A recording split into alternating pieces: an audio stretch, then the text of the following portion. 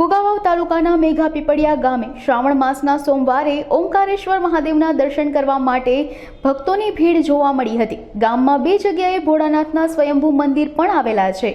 શિવ મંદિરમાં સવાર અને સાંજે શિવલિંગ પર લોકો દ્વારા અભિષેક અને પૂજા કરવામાં આવે છે, ત્યારે ભોળાનાથના દર્શન કરી સર્વ ભક્તોએ ધન્યતા અનુભવી હતી। કુકાવાવ તાલુકાના મેઘા પીપળિયા ગામે આપણે આવ્યા છીએ ઓમકારેશ્વર મંદિરની મુલાકાતે। અહીંયા ભક્તોનો ખૂબ અત્યારે જોવા મળે છે અને ભક્તોની ભીડ જોવા મળે છે। તો જો આપણે મિત્રો ચાલો अब तकની ટીમ અહીંયા પહોંચી ગઈ છે કુકાવાવ તાલુકાના મેઘા પીપળિયા ગામે। તો ચાલો આપણે ઓમકારેશ્વર મહાદેવના મંદિરના દર્શન કરીએ। ચાલો મારી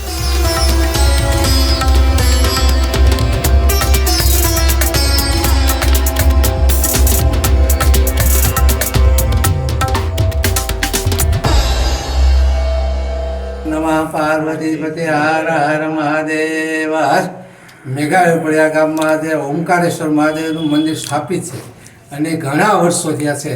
ત્યાર પછી યજ્ઞેશ્વર મહાદેવ છે એ પણ સ્થાપિત છે અને અમે વર્ષોથી અમે મેઘા પીપળિયા ગામ ઓમકારેશ્વર મહાદેવની પૂજા કરી છે અને ગામના ભાવની લાગણી છે અને ગામ સારું એવું ગામની અંદર તમે જુઓ તો શિવપંથી છે અને દરેકને શિવાલય પ્રત્યે પ્રેમ છે।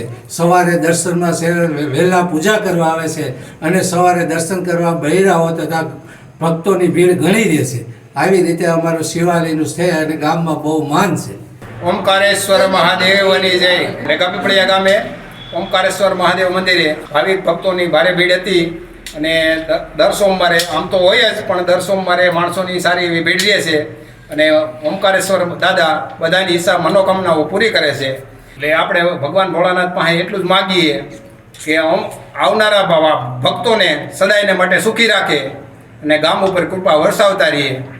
દાદા સ્વયંભૂ પ્રગટેશ્વર નથી, મૂર્તિ પ્રતિષ્ઠા કરેલી છે, પ્રાણ પ્રતિષ્ઠા કરેલી છે અને દાદાના ખૂબ આશીર્વાદ ગામ ઉપર છે।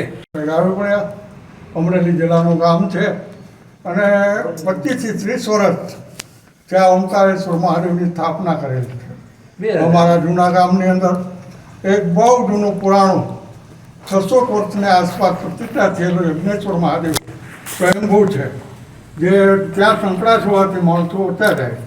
બીજું ગામની અંદર તોરણ બંધાણું ત્યારે એક શિવની સ્થાપના થયેલી દાદાની, એ અમારા જૂના ફળીની અંદર છે। ગામ બહુ શ્રદ્ધાળુ છે, બહુ ભાવિક છે। દર સોમવારે તથા દર મહિને આખું વર્ષ સવારની અંદર બધા દેવ દર્શન માટે શિવ દર્શન માટે આવે જ છે। દાદા દરેકની મનોકામના પૂર્ણ કરે અને શ્રદ્ધા અને વિશ્વાસની ઉપર દાદા બધાની ઉપર કૃપા કરે એવી દાદાને પ્રાર્થના છે।